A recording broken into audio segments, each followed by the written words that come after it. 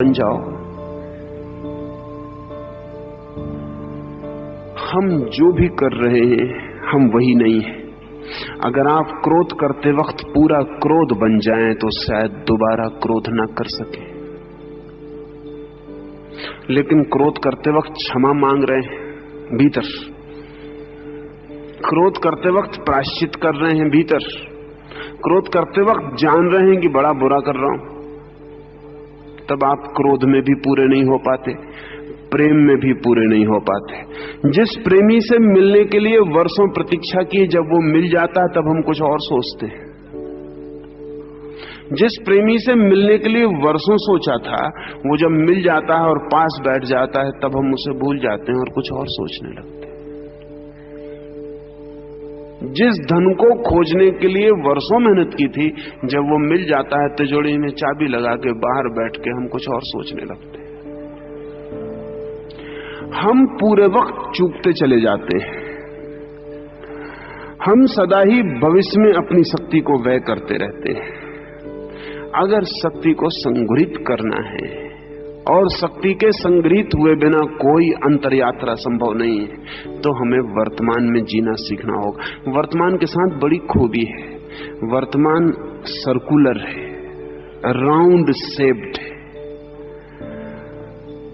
एक नदी है, वो वन डायमेंशनल है, वो भागी जा रही है,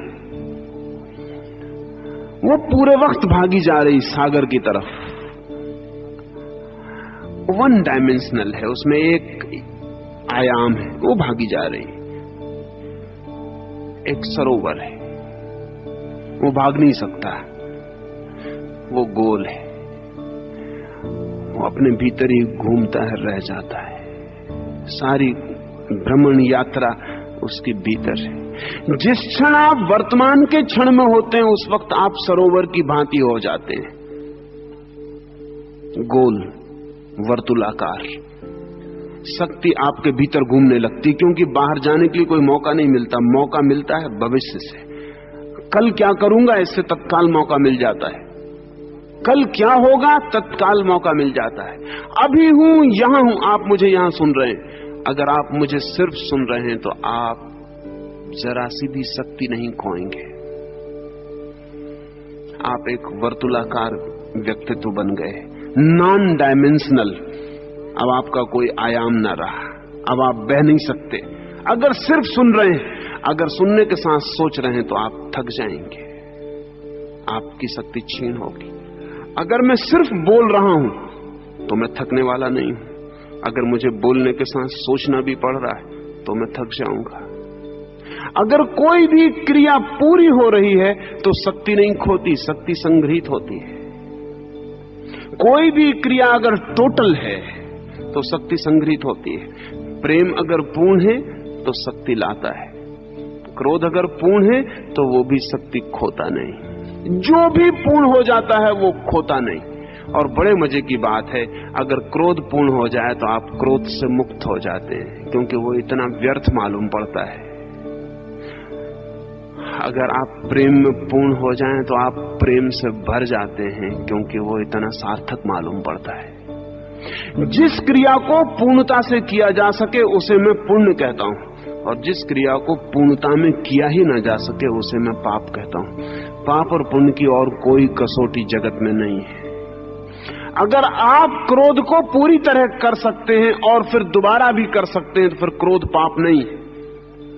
लेकिन ऐसा कभी नहीं हुआ।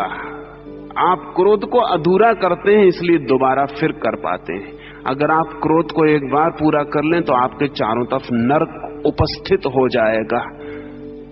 जिस नरक को आपने शास्त्रों में पढ़ा है वो आपके आसपास खड़ा हो जाएगा, और दोबारा आप उस नरक में फिर प्रवेश न चाहेंगे।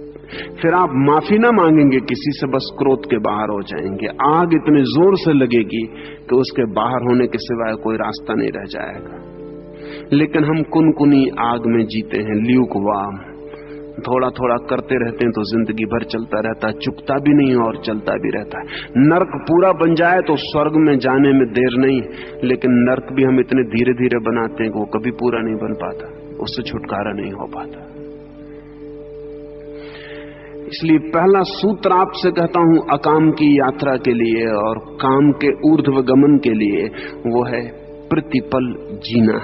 सन्यासी का अर्थ घर छोड़ के भाग जाना नहीं, सन्यासी का अर्थ जो प्रतिपल जी रहा है, जो पल के बाहर नहीं जीता, जो अभी जीता है यहीं जीता है, कहीं और कहीं नहीं जीता। जो भी व्यक्ति ऐसी चित्त दशा में आ जाए वो सन्यासी है। सन्यास का अर्थ है to be in the present, to be in the living moment. वो जो जीवंत क्षण है उसमें अगर हम हैं तो हमारी शक्ति ऊपर उठनी शुरू हो जाएगी। अब ये बड़े मजे की बात है, अगर ये जीवंत क्षण हमारे चारों ओर से हमें घेर ले, क्रोध में भी हम पूरे हो सके तो क्रोध से मुक्त हो जाएंगे, और अगर सेक्स में यौन में भी पूरे हो सके तो हम यौन से मुक्त हो जाएंगे।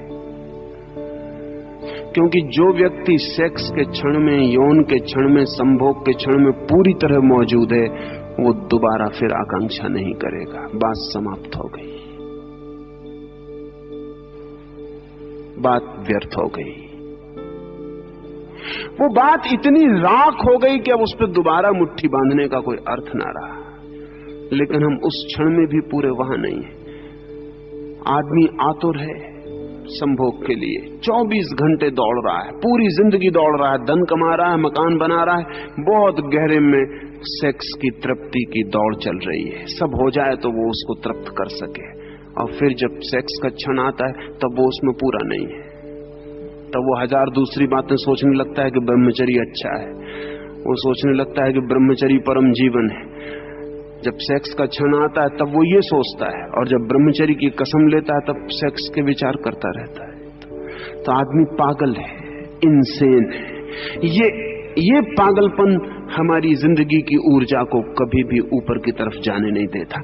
इसलिए पहला सूत्र आपसे कहता हूं, पल पल जीना, तो आपके भीतर अकाम शुरू हो जाएगा, काम छीन होने लगेगा। क्योंकि काम के लिए भविष्य जरूरी है, कामना के लिए कल जरूरी है। सच तो यह है कि कल अस्तित्व में होता ही नहीं, सिर्फ कामना में होता है। It is a by product of desire. कल तो होता ही नहीं, कल कहीं है ही नहीं। कल सिर्फ वासना की उत्पत्ति है, भविष्य कहीं है ही नहीं। जो है वो सदा वर्तमान है, भविष्य सिर्फ कामना की उत्पत्ति है। हम निरंतर कहते हैं कि समय के 3 हिस्से हैं, भविष्य, वर्तमान, अतीत। गलत कहते हैं। समय का तो सिर्फ एक ही रूप है, वर्तमान। समय के 3 रूप नहीं है, समय का एक ही रूप है, वर्तमान। समय तो हमेशा नाव अभी है। प्रिय, भविष्य और अतीत कहां से पैदा हुए? अतीत हमारी स्मृतियों से पैदा हुआ है और भविष्य हमारी कामनाओं से पैदा हुआ है। पहला सूत्र काम मुक्ति का वर्तमान के क्षण में होने की कोशिश। जंगल जाने को नहीं कहता, जहां आप हैं वहीं पूरी तरह हो। भोजन करें तो पूरी तरह, और सोएं तो पूरी तरह, स्नान करें तो पूरी तरह, और बहुत छोटी चीजों से शुरू करें। दूसरा सूत्र आपसे कहना चाहता हूं, सृजनात्मक हो, बी क्रिएटिव। क्योंकि जो आदमी सृजनात्मक नहीं है